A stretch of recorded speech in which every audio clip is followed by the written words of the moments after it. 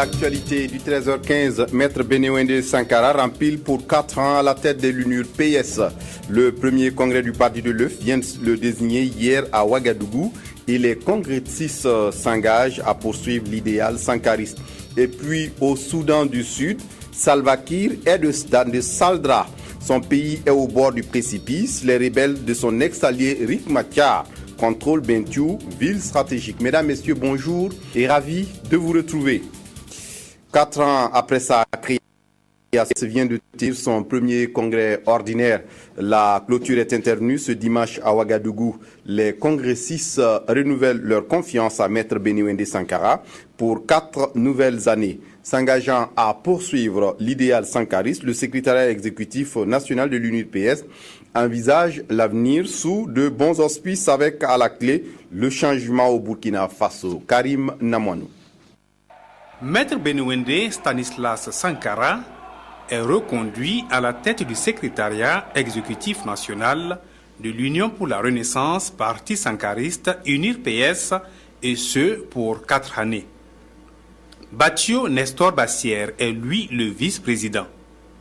Au total, 18 personnes forment le nouveau bureau de l'instance dirigeante de l'UNUR-PS. À me renouveler votre confiance, vous me confiez encore la lourde tâche de conduire notre parti vers des objectifs que nous avons ensemble définis et qui sont notamment dans l'immédiat de restructurer le parti, de travailler à la meilleure visibilité du parti, de former les militants, d'entreprendre des actions concrètes pour barrer la route à la monarchisation du pouvoir en rejetant toute idée de référendum pour modifier l'article 37. Prenant les militants et les sympathisants de l'UNUR-PS à témoin, les nouveaux élus s'engagent à poursuivre le combat pour une société juste portée par le sankarisme. Notre engagement à tous à l'UNUR-PS doit en revanche se traduire dans le désintéressement total, dans le don de soi et dans le sacrifice. Notre engagement requiert des qualités que nous devrions développer en suivant le modèle et l'exemplarité de lutte du président Thomas Sankara, dont nous sommes les disciples les plus zélés. Il est cependant évident que nous aurons nos limites propres et les obstacles les plus durs se dresseront devant nous. Mais soyons persuadés que la victoire est au bout de la solidarité, de notre solidarité et de notre persévérance. Le premier congrès ordinaire de l'UNUR-PS placé sous le thème « Une nouvelle dynamique pour une alternative sankariste » s'achève et les regards sont désormais tournés vers la mobilisation des militants pour les prochaines échéances électorales.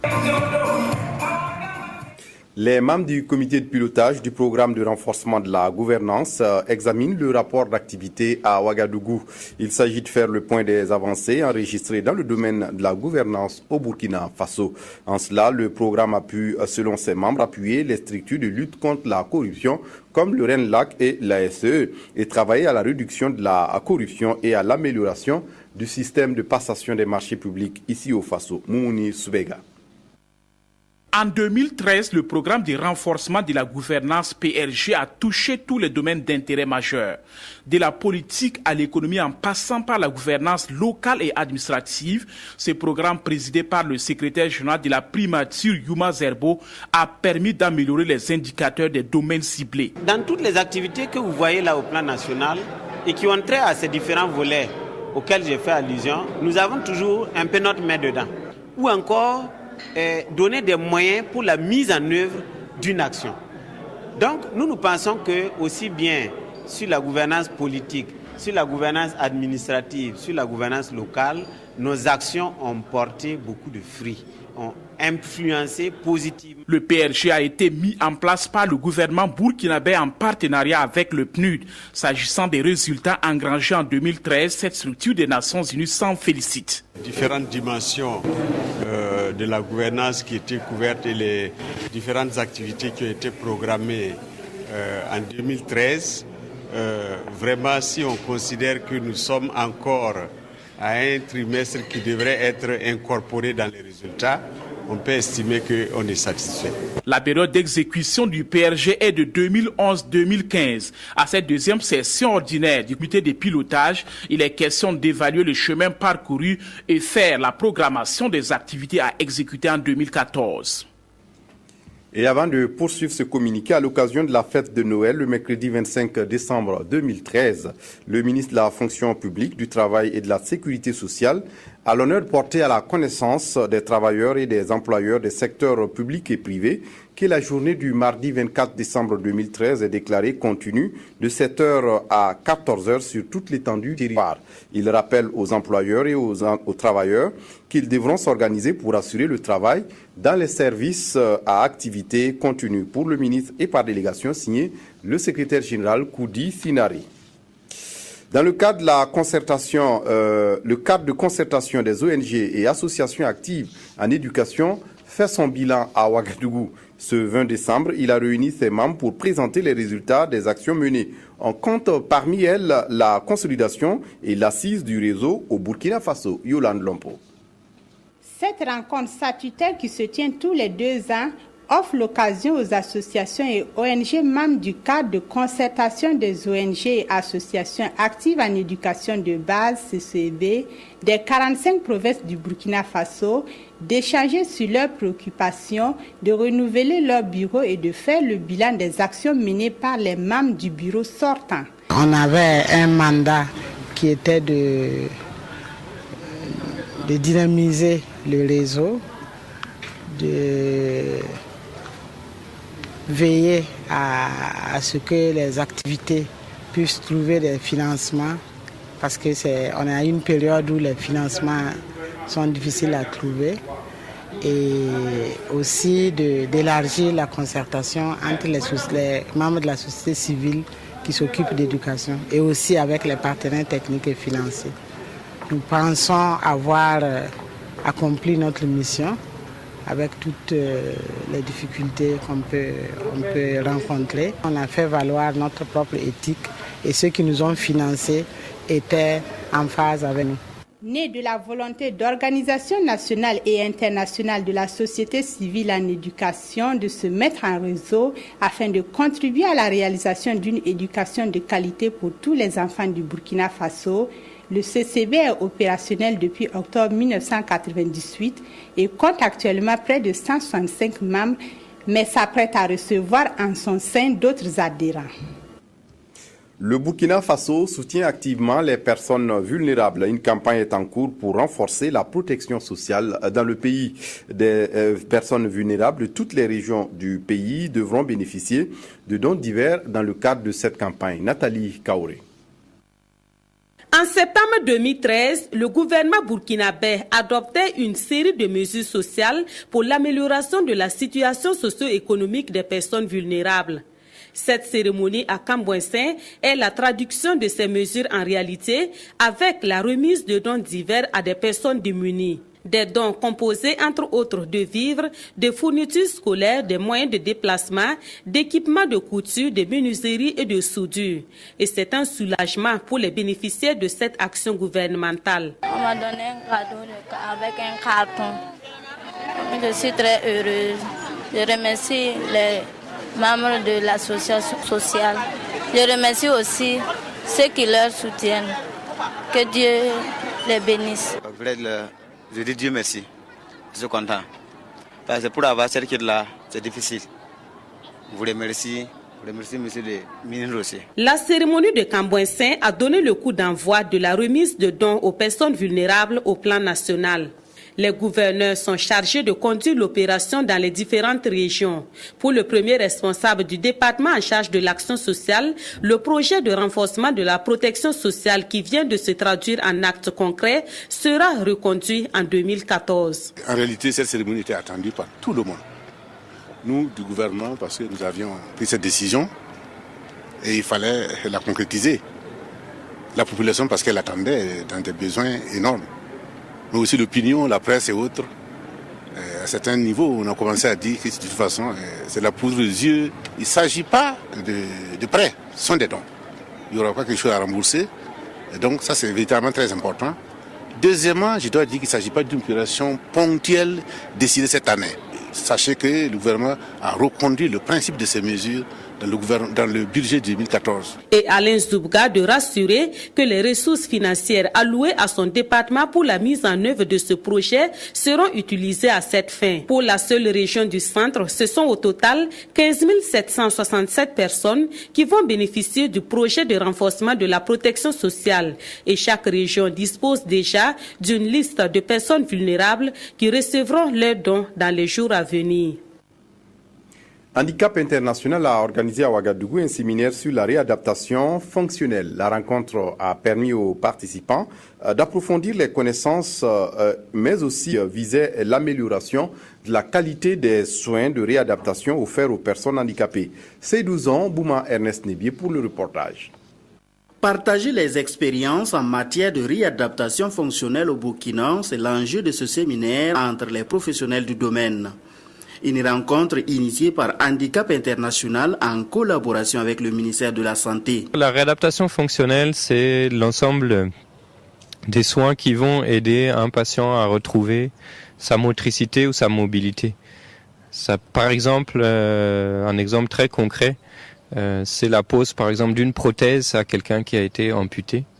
Et aussi tous les soins qui vont l'aider à savoir comment se déplacer. Selon le directeur du programme de Handicap International, ce secteur mérite d'être développé au Burkina car il est confronté au manque de ressources humaines qualifiées et de moyens financiers. D'où le choix du thème « Réadaptation fonctionnelle au Burkina Faso, enjeux et perspectives ». On va démarrer au 1er janvier un nouveau cycle de projet de 4 ans qui va viser à consolider les acquis, notamment autour de l'unité d'orthoprothèse à l'hôpital régional de Tenkodogo. Donc ça, c'est une unité technique qui a été mise en place dans le précédent projet. Dans le futur projet, c'est savoir comment les patients vont pouvoir accéder, notamment en termes financiers. Il est attendu de ces praticiens de faire des propositions afin d'améliorer les services de réadaptation aux personnes vulnérables au Burkina. Une soirée de partage a réuni samedi dernier au sein de l'Assemblée nationale des enfants du personnel. Le président Songalo Apollinaire Ouattara a profité de l'occasion pour prodiguer des conseils aux invités du jour. L'ambiance de la soirée avec Anna Lucie Kéré. Les enfants du personnel administratif étaient nombreux à prendre d'assaut l'Assemblée nationale pour la soirée de partage avec le premier responsable de l'institution. Pour la circonstance, ils ont personnellement accueilli le chef du Parlement à son arrivée. À leur côté, des membres du bureau de l'Amicale des femmes, initiatrice de la soirée. La présidente de l'Amicale a traduit sa gratitude au président Songalo Apollinaire Ouattara pour son soutien avant de s'adresser aux enfants en ces termes. Vos parents réunis autour de vous ce soir sont heureux de partager votre joie qui est en réalité la leur. Pour ce faire, ils vous demandent de rester disciplinés dans vos différentes écoles et de toujours respecter vos enseignants car le pays compte sur vous pour l'avenir. C'est la toute première fois que les enfants du personnel de l'administration parlementaire se retrouvent avec le président de l'Assemblée nationale. Leur porte-parole a tout naturellement félicité le président Songalo Apollinaire Ouattara pour son élection à la tête du Parlement, tout en ne perdant pas de vue que la représentation nationale a adopté des textes de loi qui visent leur plein épanouissement. Nous osons croire que cet engagement se poursuivra avec toute votre équipe. Nous vous demandons de continuer à être notre porte-parole au niveau national et international pour la protection des enfants, surtout en période de conflits armés, de catastrophes naturelles, de maladies, etc. Les enfants ont souhaité que cette initiative de l'Amicale se poursuive d'année en année pour que d'autres puissent en bénéficier. Je dis merci aux tontons et tantis qui m'ont donné les cadeaux ce soir et je suis contente d'avoir reçu les cadeaux. On doit travailler bien à l'école pour avoir toujours des cadeaux. C'est le vœu qu'a émis le président de l'Assemblée nationale en les invitant à être sages, à s'appliquer à l'école et à être solidaires les uns envers les autres. Pour leur part, ils s'engagent en tant que parents à faire leur devoir pour qu'ils puissent grandir et tenir haut le flambeau de ce pays. Le ministère de la Culture a initié une étude sur l'élaboration d'une stratégie nationale de développement des industries culturelles au Burkina. Les résultats viennent d'être présentés ce 19 décembre dernier aux acteurs de la culture en présence de Yolande Lompo. 4 axes fondamentaux sont à retenir de cet atelier de validation et de restitution d'une stratégie nationale de développement des industries culturelles et créatives. Il s'agit de la consolidation de la gouvernance et du climat des affaires culturelles, du renforcement des capacités productives des entrepreneurs culturels, de la dynamisation des outils de mise en marché et de l'amélioration de l'accès au financement. Ces résolutions permettront de relever le défi de l'économie de la culture. Cette rencontre s'inscrit en droite ligne avec la stratégie de croissance accélérée pour le développement durable dont l'objectif est de faire du Burkina à l'horizon 2020 un pays hautement riche en culture. L'étude sur l'élaboration de cette stratégie est faite par le ministère en charge de la culture avec l'appui technique et financier de la francophonie et du programme d'appui au renforcement des politiques et industries culturelles ARPIC. En sport, on évoque cette course hippique à l'hippodrome de Amdalaï à Ouagadougou. C'était la première du Grand Prix Blaise Compaoré, initié par la Fédération de sport équestre du Burkina. Abdoulaye Kaboré y était, son compte rendu. La première édition du Grand Prix de course hippique du président du Faso, l'hippodrome a tenu toutes ses promesses. Un événement parrainé par le ministre d'État, ministre chargé des missions auprès de la présidence du Faso, Assimi Kwanda, et présidé par le ministre des Sports et des Loisirs, le colonel Yacouba Ouedraogo. Vous avez vu l'affluence du public. Et cela montre donc que, en tout cas, les autorités de ce pays, depuis très longtemps, depuis plus de 1000 ans, ont raison de faire du cheval notre symbole. Nous sommes fiers. Il faut vraiment saluer cette fédération, et comme vous l'avez vu pour ces belles courses que nous venons de voir. Et vous avez vu l'engouement autour même de ces chevaux-là. C'est dire que vraiment c'est un sport qu'il faut vraiment soutenir. Et le prix même en vaut la peine. Et une voiture, c'est dire que ce grand prix-là, nous allons continuer à soutenir la Fédération burkinabé des sports équestres. 3 séries de courses de chevaux menées par des jockeys marquent cette activité sportive organisée par la Fédération burkinabé des sports équestres, qui laisse entrevoir des prémices de professionnalisme. Les prix sont alléchants dans cette voiture. Je suis émerveillé par les autorités qui sont venues vraiment soutenir le sport équestre et nous allons continuer toujours à les demander du soutien, leur aide, leur conseil, parce qu'on est une jeune fédération et on a besoin de soutien pour pouvoir avancer. La course proprement dite débute par la série des 1800 mètres. 20 chevaux sont au départ. La lutte est engagée et les sabots se côtoient.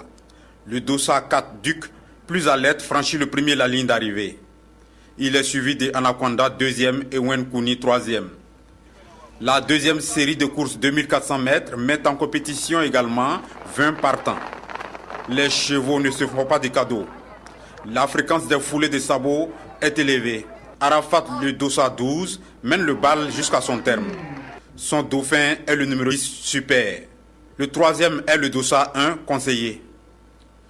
La troisième et grande course 3000 mètres voit comme les deux autres 20 partants au départ. C'est le Grand Prix et le niveau est élevé.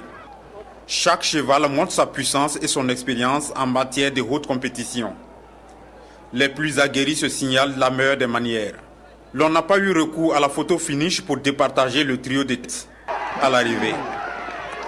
Ali Sahel Dossa 15, dont le propriétaire est le président de la Fédération burkinabé du sport équestre, Rachid Nakoulouma, arrive en première position. Le deuxième est le Dossa 10, Kili Madara, et troisième, le 2, Martaba. Après les efforts, les récompenses. Le plus grand prix revient logiquement à Ali Sahel, qui obtient un véhicule et 25 000 francs CFA prix de carburant. Le deuxième, Kili Madara, 200 000 francs CFA. Martaba, 150 000 francs CFA.